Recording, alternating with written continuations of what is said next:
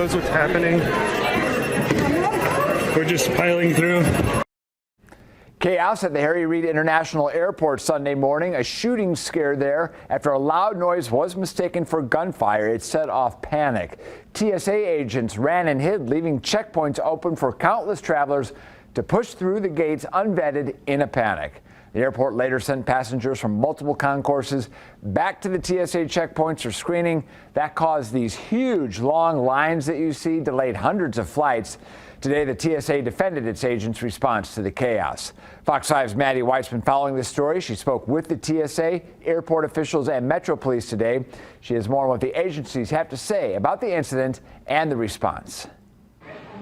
Yeah, a lot of questions and concerns, as this is certainly not the first time this has happened in Las Vegas. Since May, there have been at least 4 incidents just like this of unfounded reports of a shooter causing widespread panic among crowds. The Lovers and Friends Festival, on the Strip, at the Resort Corridor, as well as at Fashion Show Mall, and now this. Everybody was running, and they were like, run, run, run, there's a shooter. 4 young Black girls. You could see the trauma on her face, and she was limping.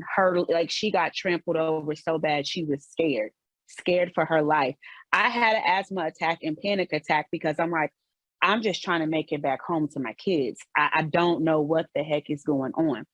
This, the terrifying retelling of a travel day marked by panic and chaos. This traveler critical of the way communications were handled during the incident. They never made an announcement. Alarms never went off.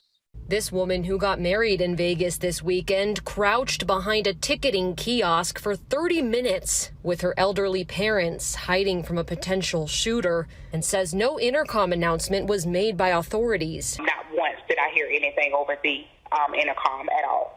Raja Harris says she asked a TSA agent what was happening and that he said it was a shooting. A TSA spokesperson told me it's not their job to respond to false alarms like this, but rather that it's the job of law enforcement. Law enforcement also facing criticism. When I was there, I didn't see a police in sight. Now Metro Police defending themselves, saying they did what was in their power to do, and that airport officials are the ones in charge of the intercom. I understand where you're coming from the airport specifically. They have to speak to their intercom system. We're not able to do that. And you all will follow the Twitter account and stuff like that, and we have found that that's the most effective way to communicate with our public as well as the media.